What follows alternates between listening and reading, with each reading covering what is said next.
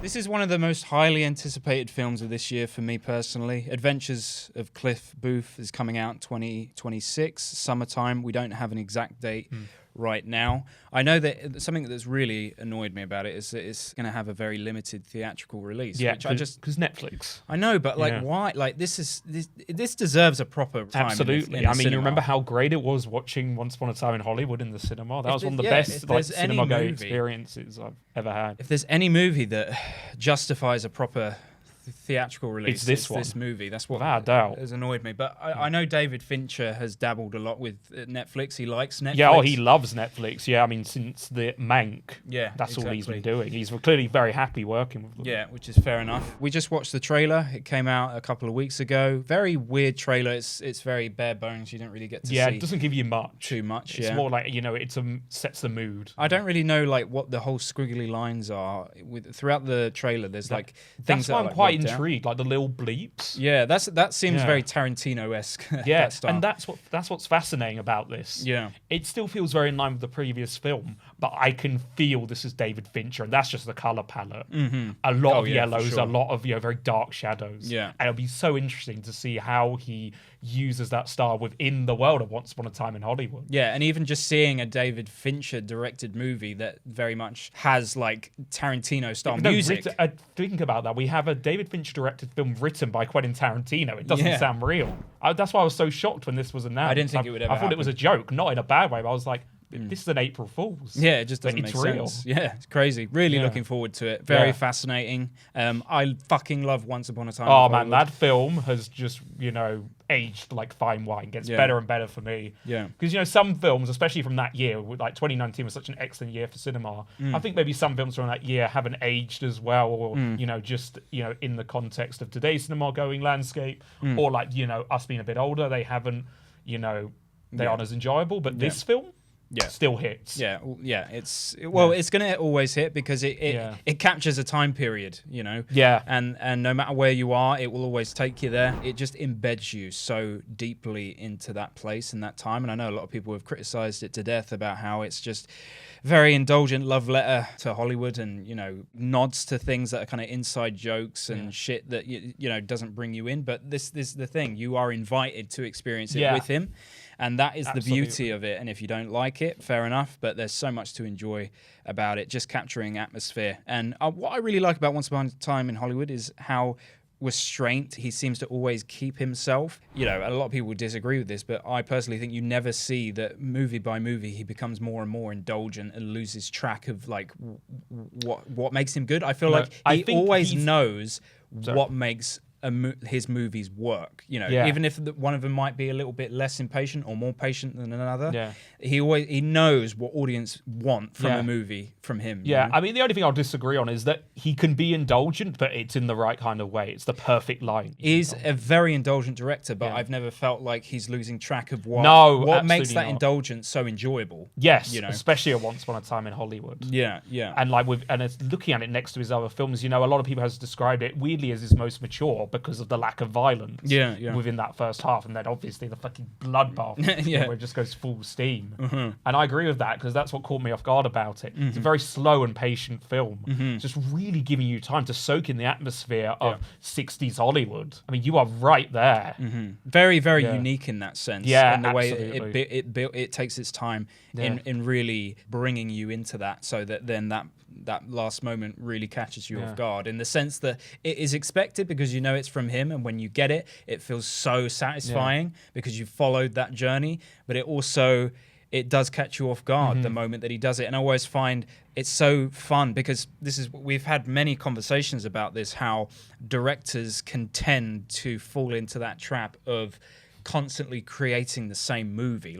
You see like a Wes Anderson movie, recent years, you've had issues with him. That Wes is kind of very much, it feels and in a way, Tarantino sometimes feels like you're like at a party where you maybe don't know people, but he invites you in. Yeah. I think with Wes Anderson, it feels like I'm at a party where I'm not invited. In that, he's making the same film and you know what you're going to get. Right, and it's not as inviting anymore. Like, I'll always give him the time of day, but like, especially with his, particularly I think with Asteroid City and to a degree, French Dispatch, though I liked it, it's definitely felt like that. Many directors can fall into that trap because there's so much, when you basically build a brand, you build like this idea of what going to that person's movie is like. People have certain expectations. You don't want to diverge too far from it because then maybe people will lose interest. And then also you want to explore new things at the same time. And I feel like Tarantino he doesn't really second guess himself because he's so confident. Definitely not. He's so confident. Does whatever the hell he wants. He's so confident in knowing that what he's doing will work. And even though audience come in with certain expectations because he's this fucking Tarantino movie, he always finds new ways to dress it up in an interesting place, interesting era, an interesting story, interesting atmosphere, interesting characters, fun scenes, fun moments, and takes you to unique places. And that's just something I love about that movie. It really stands out to me as a moment where I just felt like, nah, man, this guy has always got his finger in the right place, on the right dial, and he knows what the fuck he's doing, in my opinion. And what I find interesting about that movie, I think that movie, I think genuinely a lot of the problem, because obviously it had it had mixed reviews at the beginning. I think the major thing was that people had different expectations. They really did not think that it would be the movie that it was. I think they thought that it would be more of an action piece, or maybe have more centered around the Manson family. And like it would be more of a traditional narrative rather than a series of vignettes, scenes, which works brilliantly for that film. I mean, in some films, if that structure isn't used well, it could be very annoying and frustrating. Works perfectly for that story, especially when you think about, this is the era in which Tarantino was a child. We're really looking at it through his eyes. This is his recollection of Hollywood, of Los Angeles. It's a real love letter to that city. Yeah, and anyone can make a movie just about the Manson family, but what makes Tarantino so legendary is that he very much puts you in this place where it's his world, and he rewrites history, he creates fictional characters, and he brings them to interact with real life people who actually existed, and it's his way of thinking if these two people existed, this is what I would have liked to happen. And I just love that. I think it's so fascinating. That's surprisingly heartfelt. I mean, I think especially that moment where Sharon Tate is with her friend, like showing her the cot that she's got for the baby, and we obviously know what happened in real life. Yeah, exactly. I find that very, very pure and heartwarming in that, this film, despite its very, brutal conclusion, is kind of like, trying to rewrite her story in a positive way. Absolutely. Give her back her agency and show that, especially cinematically, because she didn't have a wasted life. This film is it's like justice for Sharon Tate. Yeah, absolutely. And I found that really fascinating. And it never feels like it's focusing too much on that or being too sentimental about it. No. It's just very sure in itself, and it's very. No one other than Tarantino would tell it in that way. Yeah, it's going to be really interesting just to see how how Fincher interprets Tarantino's world. Like, I mean, how do you think he's going to do that? I don't have any expectations in that regard. The question I'm asking is why they even decided to do that from the start. Like, very weird choice. Those two directors are so far apart. They're so polar opposite. So polar opposite. I would have, if you were looking for someone to direct Tarantino's script, I don't know if Fincher would have been the first person on my mind. However it pans out, it will be a fascinating experiment, and even that, even if it doesn't work. I think it's more in Tarantino's hands than it is in Fincher's still, because he is, at the end of the day, he's a writer, and he's not done this for a very long time. But then he's not a director who often gives his script to other directors. Like he did that back in the day with from Dusk Till Dawn. That was Robert Rodriguez.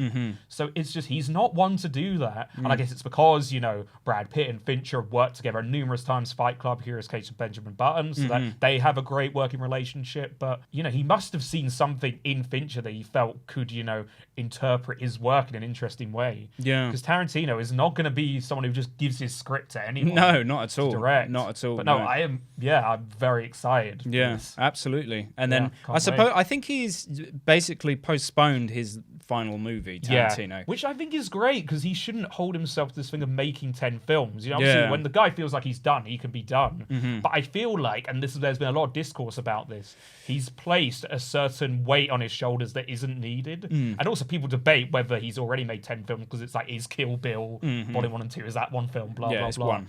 But I think that, like, you know, he doesn't really need to stop at 10. The guy will do what he wants. But I'm kind of glad that, you know, the movie critic wasn't his final film. And I'm sure it would have been great. It would have been an interesting thing to end on. But, you know, I'm just glad that he's like, okay, I have something else in me, or I need some time. He's taken a cautious pause before it to make sure that he's landing in the right place. Yeah, if it's going to be his final film. Absolutely, and I think on the whole, I think that's a great decision. I think the main reason behind that was because a lot of the script of that movie was leaked. Or like certain plot points that he just didn't want people to know, so he just took it back to the drawing board and just said, you know, let's just start again, and, you know, let's postpone it and do something else, which I think is great. He also has spoken about the idea of taking the concept of Reservoir Dogs and making it a theater show, which I think is very interesting. I think if there's any movie that could be a theater show of his, it would be that movie.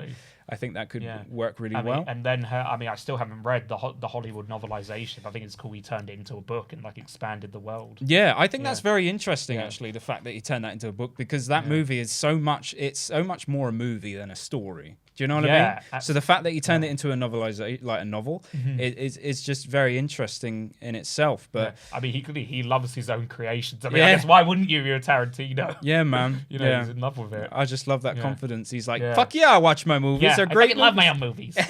You know, fuck you. Let's go out here. That is one of my favorite clips of all time. But man, I the other night I rewatched Fight Club. That movie, man. Yeah. That is my favorite Fincher movie by far. Actually, Fight Club. Yeah, well, I mean, you know what mine is? Social Network. Social Network. Yeah. Social Network is excellent. I adore that film so much, man. It is aged like fine wine. Yeah. Both great movies, but man, he's a fantastic director, Fincher. Very, very one note. Well, he like you said before, like he doesn't really do light. He's a very dark director. Yeah. All of his movies are very much in that certain tone. He's tonally, he doesn't really experiment too much. No. In his cinematography and in his directing. You know? But I think you have like a visual style and, you know, just cinematic voice as strong as him. I don't really mind. Because yes, with his color palette, that doesn't change. Maybe he doesn't experiment. But I think what he does experiment in is the subject matter and the tone. That you could argue maybe like Girl with the Dragon Tattoo is similar to, I don't know, Panic Room. All his films, very different, you know, a lot of time, very different. Yeah. Very different subject matters. So it's not a Wes Anderson case where he's literally giving us like the same film but with a different coat of paint. No matter even if the color palette is similar, Fincher is always trying something different, man. Yeah. Like, I mean, I kind of can't believe that Curious Case of Benjamin Button and Fight Club are the same director. Yeah. I mean, that was an odd... Curious Case of Benjamin Button, that was an odd film for him to make. Yeah, very odd film. Yeah. I personally adore that film. Yeah, a lot of people don't like it, but I guess the people were coming around on it. It's had like quite a reappraisal. Yeah, I think people find that movie overly long and very sentimental and sappy for Fincher in particular. Yeah. But I enjoyed, for a director who rarely does that kind of thing, to see him explore it, and I think it actually really worked. Absolutely. But yeah, I mean, on the whole, just two absolutely fantastic directors, and it's just incredible. Together. Yeah, what an honor to actually be able to see these two experimenting with a new story. Fuck knows what the story is going to be about.